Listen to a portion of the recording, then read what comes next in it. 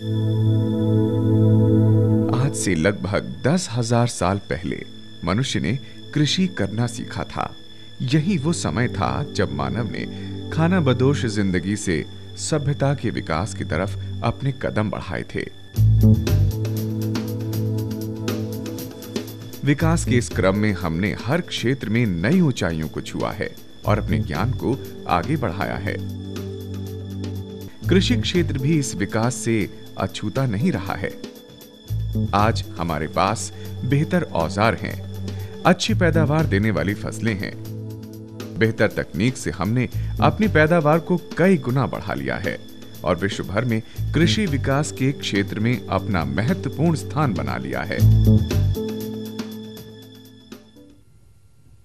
हमारे देश में कृषि एक पारंपरिक व्यवसाय रहा है और देश की लगभग 80% आबादी इस व्यवसाय से जुड़ी है। आजादी से पहले तक कृषि उत्पादन जरूरत के अनुरूप था। उस समय आवश्यक भोजन की पैदावार के लिए पर्याप्त जमीन भी मौजूद थी, इसलिए ज्यादा उत्पादन का कोई लक्ष्य नहीं था। लेकिन धीरे धीरे आबादी बढ़ने के साथ साथ भोजन की मांग बढ़ी और जमीन कम होने लगी। अनाज की कमी ने देश की कृषि में एक बदलाव की जरूरत को महसूस किया और हरित क्रांति युग की शुरुआत हुई। इस युग की शुरुआत के आसार उस समय दिखाई देने लगे थे जब देश के तत्कालीन प्रधानमंत्री श्री लाल बहादुर शास्त्री ने जय जवान जय किसान का नारा दिया।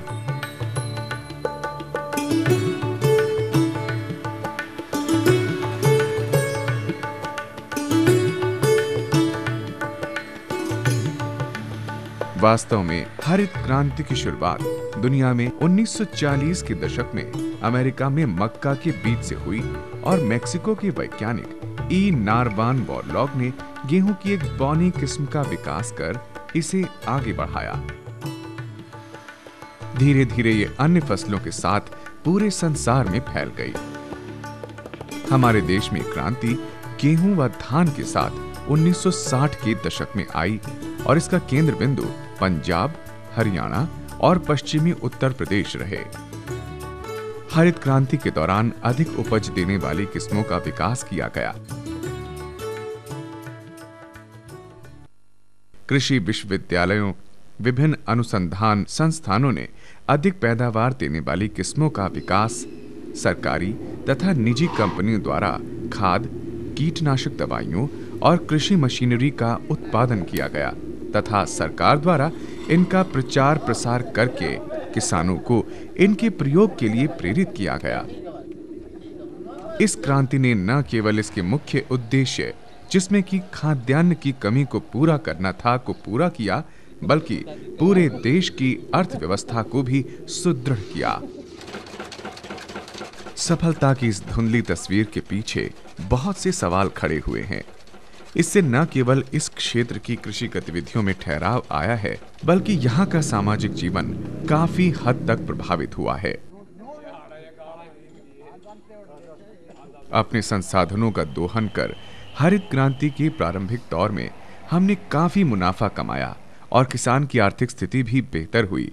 लेकिन इस मुनाफे का एक बड़ा हिस्सा कृषि यंत्रों, कंबाइंड हार्वेस्टिंग, नए कीटनाशकों, ट्रैक्टर आदि पर खर्च हुआ या विवाह शादियों पर खर्च हुआ। कृषि के व्यापारीकरण से जमीन की गुणवत्ता पर प्राकृतिक संसाधनों की सुरक्षा की तरफ ध्यान नहीं दिया गया, जिससे पिछले 15 सालों में उत्पादन में लगातार ठहराव आया है। ऐसी स्थिति में अपने उत्पादन को उसी गति से बढ़ाने के लिए किसान अधिक कीटनाशकों व दूसरे साधनों पर निवेश कर रहा है, जिससे उत्पादन तो लगातार बढ़ता जा रहा है, मगर किसान कर्ज के जाल में फंसता जा रहा है। हरित क्रांति के बाद की समस्याएं अब उभर कर सामने आ रही हैं। यह समस्या जैव विविधता और मिट्टी के अपरदान, जल व अन्य प्राकृतिक संसाधनों के अपघटन से और अधिक गंभीर हो गई है। हमारी परंपरागत बीजों की किस्में लुप्त हो गई हैं। हमारी विभिन्न फसलों की 60 से 70% किस्में जो कम पानी और खाद में भी उगाई जाती हैं तथा कई प्रकार के कीड़े और बीमारियों की रोधक अब खत्म हो चुकी हैं। हमने प्राकृतिक संसाधनों का इतना दुरुपयोग किया है कि ग्रीन हाउस प्रभाव, प्रदूषण आदि जैसी समस्याएं हमारे सामने पैदा हो रही हैं। सघन खेती के कारण हरियाणा राज्य में चारागाह, जंगलों, गांव की खाली जमीन, यहाँ तक कि तालाबों को मिट्टी से भरकर समतल खेती शुरू हुई। इससे जीव जंतु व पौधों का संतुलन बिगड़ा। इसके चलते जंगली पौधों व मिट्टी में रहने वाले जंतुओं की कमी हुई। आज हरियाणा में केवल मात्र 3.5% जमीन पर जंगल है, जबकि कम से कम 16 से 20% होना चाहिए। भूजल के अत्यधिक दोहन से उत्पन्न समस्या की गंभीरता पंजाब व हरियाणा जैसे राज्यों में अधिक गंभीर है। पंजाब के 6 जिलों संगरूर, कपूरथला, पटियाला और अमृतसर तथा हरियाणा के कुछ जिलों कैथल, यमुनानगर, कुरुक्षेत्र, महेंद्रगढ़ में तो वर्षा जल की तुलना में भूजल के उपयोग की दर 140% तक पहुंच गई है। पंजाब व हरियाणा राज्यों के ज्यादातर क्षेत्रों ने चावल और गेहूं फसल प्रणाली को चुना, जिससे अधिक जल की मांग रही, जिसके परिणाम स्वरूप भूजल स्तर में गिरावट आई। हरियाणा में उथले ट्यूबवेल की संख्या 28,000 से बढ़कर 5,90,000 और गहरे ट्यूबवेल की संख्या 960 से बढ़कर 3,191 हो गई है। इस वृद्धि के कारण ट्यूबवेल से सिंचाई का क्षेत्र 3 लाख हेक्टेयर से बढ़कर 14.47 लाख हो गया है। जून 1974 से जून 2002 के दौरान राज्य के भूजल स्तर में औसतन 1.70 मीटर गिरावट आई है। परिणाम स्वरूप किसानों को साल दर साल ट्यूबवेलों को और गहरा करवाना पड़ रहा है, जिससे पानी निकालने के लिए अतिरिक्त बिजली व अन्य संसाधनों पर खर्च करना बढ़ रहा है। वर्तमान में विकसित जल संसाधनों के दुरुपयोग के कारण जल की कमी हो रही है। एक ओर नहरी क्षेत्रों में तो दूसरी ओर नजदीकी क्षेत्रों में अधिक पानी के प्रयोग से मिट्टी की उर्वरा शक्ति घट रही है। वहीं दूसरी तरफ अंत तक पूरा पानी नहीं पहुंच पा रहा है। रोहतक, हिसार, जींद तथा भिवानी जिले के कुछ भागों में नहरी सिंचाई क्षेत्रों में जल के अत्यधिक प्रयोग से मृदा लावण्यता तथा जलग्रस्तता बढ़ रही है। हरियाणा में लगभग 14.5% जमीन लवणीय है और लगभग 92% जमीन में ऑर्गेनिक कार्बन की कमी हो गई है। राज्य की फसल प्रणाली के चलते जलवायु संतुलन प्रभावित हुआ है। हरित क्रांति के दौरान धानीय फसलों का क्षेत्रफल बढ़ा, जबकि दलहन, तिलहन एवं चारे वाली फसलों में कमी हुई। इनकी जगह खासकर धान गेहूं फसल प्रणाली ने ले ली। इसके बाद कपास गेहूं, गन्ना गेहूं, मक्का गेहूं आदि ने जगह ली और दालों के क्षेत्रफल में कमी दर्ज की गई। एक सर्वेक्षण के अनुसार हरियाणा में 90 के दशक के अंत तक आते आते कपास की फसल कीट व्याधियों के चलते लाभकारी नहीं रही और किसान धान गेहूं फसल प्रणाली पर आ गया। अधिकांश सिंचित क्षेत्रों में धान गेहूं फसल प्रणाली अपनाई जा रही है। दीर्घकालीन परीक्षणों के परिणामों से ज्ञात होता है कि धान गेहूं फसल प्रणाली में 5-6 वर्षों के पश्चात धान अथवा गेहूं अथवा दोनों की उपज में कमी होना शुरू हो जाता है। ग्रीन रेवोल्यूशन से कृषि का जो हमारा एक पद्धति है, पैटर्न है, उसमें बहुत परिवर्तन आ गया और वो कई रूप में आया है। एक तो इस रूप में आया है कि जहाँ पर पहले फसल जो होती थी वो फसल आजकल वहाँ होती नहीं है। जैसे चना, तकरीबन हरियाणा से चना का कल्टीवेशन कम होता जा रहा है, नई कंडीशंस में चना पैदा नहीं हो पा रहा है। इसी प्रकार कपास जो है वो हाँसी के इलाके में सबसे ज़्यादा यहाँ कपास का क्षेत्र था ये, और अब ये कपास का क्षेत्र नहीं है। इवन सरसा का क्षेत्र जहाँ कपास ज़्यादा होती थी, अब वहाँ धान बोया जाता है। तो कैश क्रॉप की तरफ लोगों का ज़्यादा ध्यान गया है, क्योंकि इसमें कॉमर्स बहुत इन्वॉल्व है, इसमें इन्वेस्टमेंट बहुत है, इसमें पैसा बहुत लगता है, इसमें कर्ज लिया जाता है। तो हरियाणा जैसे राज्य में इस तरह की जो कंडीशंस थी कि लोगों ने अपनी मेहनत करके और इसके अंदर पैसा इन्वेस्ट किया है काफ़ी, और उस पैसे के रिटर्न के लिए कैश क्रॉप्स के ऊपर कंसंट्रेशन हो गया है। और जो दूसरी क्रॉप्स में बाजरा की जो फसल है वो बिल्कुल कम होती जा रही है। पूरे हरियाणा में बाजरा होता था, बाजरा की फसल ली जाती थी, और अब कभी कभी बाजरा की फसल ली जाती है, वरना ये रिप्लेस हो गया है। इसी प्रकार से ज्वार की फसल जो है वो कम हो गई है, चना की फसल जो है वो बहुत कम हो गई है, जौ की फसल है वो बहुत कम हो गई है। सिर्फ बरानी इलाकों के अंदर ये फसलें बोई जाती हैं, और जो नहरी क्षेत्र में और हाई फर्टिलिटी कंडीशंस में और ग्रीन रिवोल्यूशन पे जिसका असर है, उन इलाकों से ये जो फसलें हैं वो तकरीबन गायब होती जा रही हैं। हरित क्रांति में गेहूं और धान के फसल चक्र को अपनाने के कारण हरियाणा में धीरे धीरे गेहूं और धान का क्षेत्र तो बढ़ता गया, लेकिन दूसरी फसलों का क्षेत्र लगातार घटता गया। वर्ष 1996 से 1970 के बीच गेहूं का क्षेत्रफल सिर्फ 16.71% था, जो 1992-96 में बढ़कर 31.25% हो गया। धान का क्षेत्रफल 1966-70 में सिर्फ 4.08% था, जो 1992-96 के दौरान 20.69% तक बढ़ गया, जबकि मोटे अनाज का क्षेत्रफल 29.64% से घटकर सिर्फ 21.18% रह गया। यही स्थिति लगभग दालों की भी रही, जो 35.01% से घटकर सिर्फ 8.34% तक रह गई। हरित क्रांति से प्रदेश की खाद्यान्न उत्पादन में बेतहाशा वृद्धि हुई है। हरियाणा केंद्रीय भंडार में भी अनाज देने वाला मुख्य राज्य है। इस पैदावार की बढ़ोतरी का असल फायदा किसानों को नहीं मिला। हरित क्रांति में कृषि यूनिवर्सिटी, कृषि विस्तार सेवाएं, कृषि बजट सभी एक दिशा में कार्य करने लगे, और वो था गेहूं और धान की पैदावार बढ़ाना। ऐसी किस्में प्रचलित की गईं जिनसे अधिक से अधिक पैदावार ली जा सके। इसी प्रकार बीज, खाद व दवाइयां बनाने वाली कंपनियों ने भी बहती गंगा में हाथ धोए। बहुत सी ऐसी दवाइयों का इस्तेमाल किया गया जो दूसरे देशों में बंद हो चुकी थीं। इन विदेशी कंपनियों ने अपने प्रभाव का इस्तेमाल करके ऐसी दवाइयों की सिफारिश भी करवाई जिनके प्रयोग से यहाँ के वैज्ञानिक सहमत नहीं थे, क्योंकि इनके प्रयोग से कीड़ों में रेजिस्टेंस पावर बढ़ने की संभावना थी, परंतु फिर भी उनका खुलकर प्रयोग किया गया। उदाहरण के तौर पर सिंथेटिक पैराथेसॉट का कपास पर प्रयोग करने से अमेरिकन सुंडी अब बेकाबू हो गई है। यही नहीं, ये कंपनियां एक के बाद एक नई दवाइयां बाजार में लेकर आती हैं और भारी मुनाफा कमाती हैं।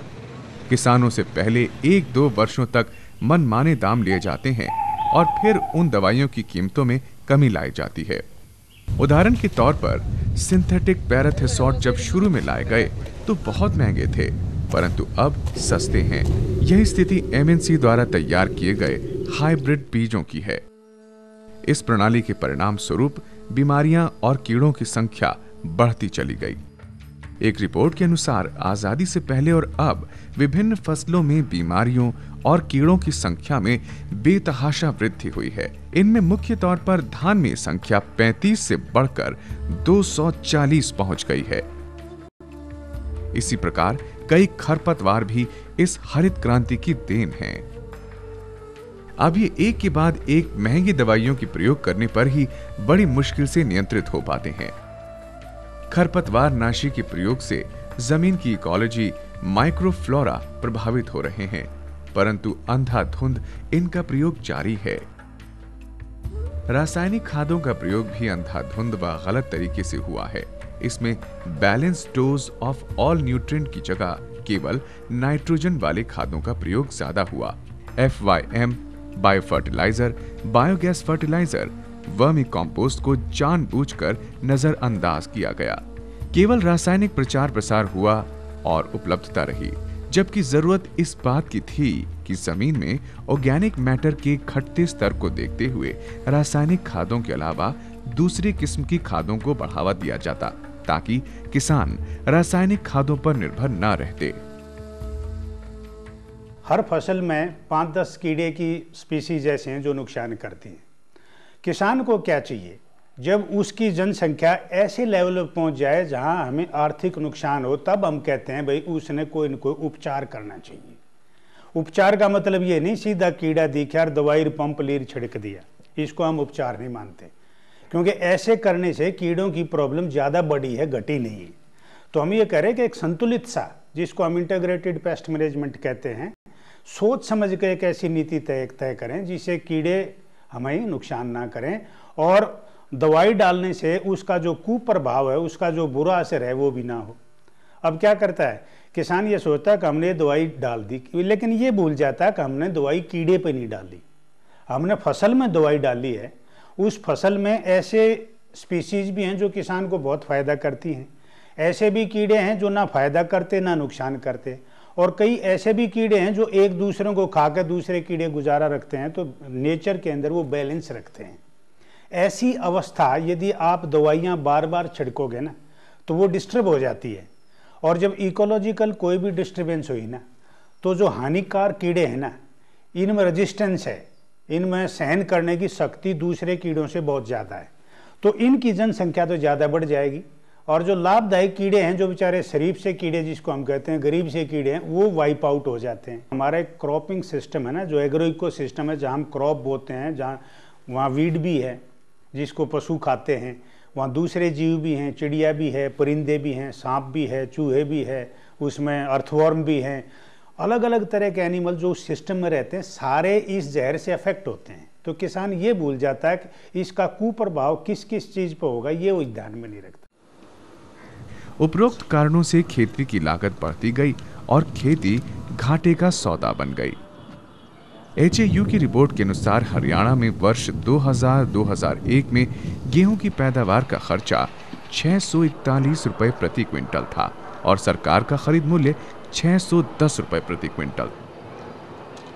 अब पिछले कुछ वर्षों में जमीन का स्वास्थ्य खराब होने के कारण फसलों की पैदावार में न केवल ठहराव है बल्कि ये घटोतरी की ओर जा रहा है।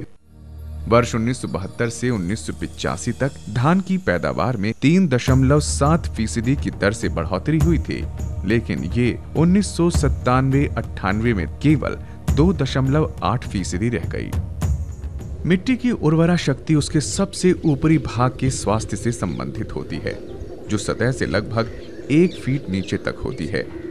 इस मिट्टी में प्राकृतिक पोषक तत्व मौजूद रहते हैं, मुख्यतः कार्बनिक पदार्थ जो पौधों के बढ़ने के लिए जरूरी होते हैं।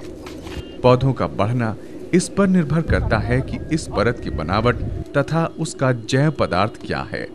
इस मिट्टी की एक मुट्ठी में करोड़ों सूक्ष्मजीवी, फंगाई, कीड़े, केंचुए एवं अन्य जीव जंतु रहते हैं। इसलिए ऐसी मिट्टी को हम जीवंत मिट्टी कहते हैं। अगर ये जीव मर जाएं, तो मिट्टी भी मर जाती है और फसल अच्छी नहीं हो पाती। गलत तरीके से खेती करने से ये उपजाऊ तत्व धीरे धीरे खत्म हो जाते हैं।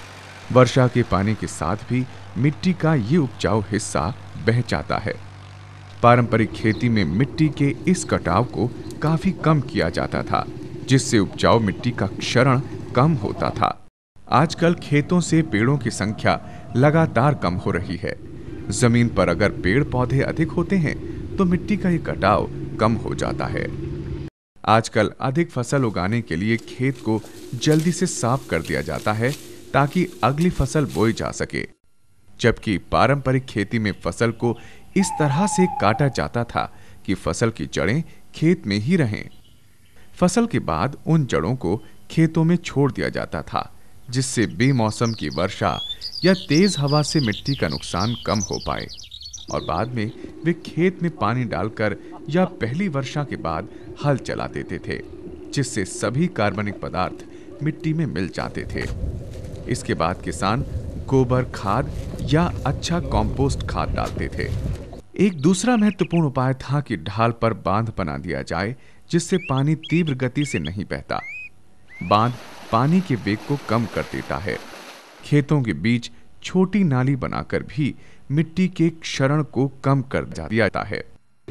पुराने जमाने के किसान सतही मिट्टी के बहने से बचाव के लिए फसल लगाने के विभिन्न तरीकों को भी जानते थे। फसलों का इस तरह का मिश्रण बोया जाता था कि अधिकतम वर्षा के समय मिट्टी ढकी हुई रहे। एक फसल काटने के बाद फिर से पौधे निकल आएं, जिससे मिट्टी की सतह कभी भी नंगी न रहे और मिट्टी के कटाव से बचा जा सके। सिंचाई वाले प्रदेशों में एक दूसरी समस्या से जूझना पड़ रहा है। वहां मिट्टी क्षारीय हो रही है। जहां पानी काफी देर तक खड़ा रहता है, वहां ऐसा होता है। हर किस्म की मिट्टी में नमक होता है। जब जब मिट्टी की सिंचाई होती है, नमक पानी में घुल जाता है। जब पानी निकल जाता है तो नमक भी चला जाता है। अगर सिंचाई ज्यादा की गई है और पूरा पानी नहीं निकल पाता है तो नमक मिट्टी के अंदर रह जाता है। और अगर मिट्टी काफी सख्त है तो पानी नीचे नहीं जा पाता और वहीं जमा होता जाता है। यह पानी जब वाष्पीकृत हो जाता है तो सतह पर नमक की परत जम जाती है। इससे मिट्टी का घनत्व बढ़ जाता है तथा मिट्टी की कड़ी परत बन जाती है, जिसे लाइम या कंकर कहते हैं। इस तरह की नमकीन या क्षारीय मिट्टी में पौधों की जड़ें नहीं जम पाती और पौधा नहीं ठहर पाता। इसके लिए सबसे महत्वपूर्ण है कि पानी निकालने की खास व्यवस्था की जाए। मिट्टी की कसावट के कारण पानी का निकास नहीं हो पाता। इसे तोड़ना आसान भी नहीं और खर्चीला भी है। एक ही रास्ता है कि इस तरह की मिट्टी में ज्यादा पानी दिया जाए, जिससे मिट्टी में फिर नमक न जम पाए। दूसरी विधि है कि मिट्टी की सतह से वाष्पीकरण कम कर दिया जाए, जिससे आ रहे नमक की मात्रा कम हो जाए। इसे करने का तरीका भी वही पुरानी तकनीक है जिससे मिट्टी ढकी रहे। अधिक उत्पादन बढ़ाने के लिए जहां एक ओर हमने उन्नत किस्मों और आधुनिक तौर तरीकों को अपनाया, वहीं दूसरी ओर रासायनिक पीड़क नाशियों का भरपूर इस्तेमाल किया, क्योंकि फसलों में नाशी जीवों से होने वाली हानि भी बहुत अधिक थी। आपको याद होगा कि आपके गांव में पहली बार रासायनिक कीटनाशक कब आया था? शायद 25-30 साल पहले। कीटनाशकों की मांग संकर किस्म एवं उच्च उत्पादकता वाली किस्मों के चावल, गेहूं, कपास आदि फसलों के बीज के आने के साथ ही बढ़ी। ये काम कोई संयोग नहीं था, क्योंकि जिस तरह इन किस्मों को प्रचुर पानी तथा रासायनिक खादों की जरूरत थी, उसी तरह कीटों से बचाव भी इनके लिए जरूरी था। अतः कीटनाशक हमारे खेतों में नई कृषि विधि के डब्बे के साथ ही आया। पारंपरिक फसलों की तरह ये नई किस्में स्थानीय पर्यावरण के अनुकूल नहीं हैं। ये प्रयोगशालाओं या दूसरे देशों में विकसित हुई हैं और हमारे खेतों में स्थानीय परिस्थितियों में बचने लायक नहीं होती। इसकी जगह पर पारंपरिक फसलें स्थानीय कीटों को झेल सकती थीं और प्रतिकारक भी थीं। वो पीड़कों को खाने में खराब लगती थीं या उनके पत्ते सख्त होते थे, जिससे वे उन्हें नष्ट नहीं कर पाते थे। आप भिवानी के क्षेत्र से लेकर अगर भरतपुर तक देखेंगे तो ये यहाँ पर सरसों उगाई जाती है, और जो भी उच्च उत्पादन की किस्में हैं सरसों की, अगर वो उसमें उगाते हैं तो वो उत्पादन नहीं देती हैं। वो सिर्फ उन वहाँ की स्थानीय जो किस्में हैं जो उसमें उगाई जाती हैं, उनके अंदर इम्प्रूवमेंट करना बहुत ज़रूरी है। और वो स्थानीय मटेरियल में इम्प्रूवमेंट होगा, उसमें बाहर से आप कोई भी किस्म ला के नहीं उगा सकते। इसलिए जो विदेशों से या कहीं से भी पौधों का जो मटेरियल है वो ला के उसको ब्रीडिंग के ऑब्जेक्टिव में लाने की बजाय हिंदुस्तान का जो अपना पुराना जो जेनेटिक स्टॉक है, जीनोटाइप्स हैं जिसको हम कहते हैं अंग्रेज़ी में, विविधता है हमारी, वो उसको इस्तेमाल किया जाना चाहिए। जैसे देसी कॉटन पे जो देसी कपास है उसके ऊपर इतना कीड़ा नहीं लगता है जितना कि अमेरिकन कपास पे लगता है। देसी कपास पर उतना खर्च नहीं आता है जितना कि अमेरिकन कपास पे खर्च आता है। इसलिए देसी कपास में को उन्नत करने की ज़्यादा आवश्यकता है। आज आधुनिक किसान उच्चतम पैदावार के लिए नई फसलें लगाता तो है, पर इनमें ज्यादा निवेश खासकर कीटनाशकों में करना पड़ता है। अगर हम पिछले 20 वर्षों का कीटनाशक खर्च और पैदावार की तुलना करें तो ये साफ पता चल जाएगा कि अगर पैदावार 1.5 गुना बढ़ी है तो कीटनाशकों की मात्रा 2.5 गुना बढ़ानी पड़ी है। जबकि कीटों द्वारा फसल की बर्बादी लगभग उतनी ही रही है। खतरे का संकेत ये है कि बहुत से नए कीट या पीड़क पैदा हो रहे हैं और ये कीटनाशक प्रतिरोधी बनते जा रहे हैं और हो सकता है कि भविष्य में इन रसायनों की मात्रा बढ़ती ही जाए। कृषि अनुसंधान संस्थानों ने कुछ ऐसी किस्मों की संवेदनशीलता को पहचाना है। वे अब ऐसी किस्म बनाने में लगे हैं जो उच्च पैदावार तो दे ही साथ ही पीड़क प्रतिरोधी क्षमता रखती हो। ऐसा उन्हें परंपरागत किस्मों की विशेषता को जोड़ने से मिला है। परंतु याद रखिए कि बाजार में जितने बीज मिलते हैं उनमें से कुछ जो बहुराष्ट्रीय कंपनियां बेच रही हैं वे पूरी तरह कीटनाशक एवं खाद पर निर्भर रहती हैं। अगर आप कीटनाशक के बहुत ज्यादा इस्तेमाल को लेकर चिंतित हैं तब आपको अपने खरीदे हुए बीजों की विशेषता जाननी होगी। इसके साथ हम अपनी कृषि तकनीक में सुधार कर फसल की रक्षा कर सकते हैं, जिससे ना तो कीटनाशकों पर पैसा लगाना पड़ेगा और स्वास्थ्य और पर्यावरण की नजर में सुरक्षित फसल उगाई जा सकेगी। पौधे अगर एक दूसरे के बहुत पास पास लगाए गए हैं तो वे एक दूसरे की बढ़त को रोकते तो हैं ही, साथ ही वे पीड़कों को एक से दूसरे पर जाने में सहायक सिद्ध होते हैं। उनके बीच अगर खाली जगह छोड़ी जाए तो उनके भरपूर पोषण में सहायता मिलती है और साथ ही ये पीड़कों एवं बीमारियों के फैलाव को रोकने के लिए भी जरूरी है। कुछ जीव जंतु पानी के बिना नहीं रह सकते, परंतु कुछ दूसरे जीव पानी की अधिकता से डूब जाते हैं। नियमित पानी निकालने से पैदावार बढ़ती है और पीड़कों को भी रोका जा सकता है।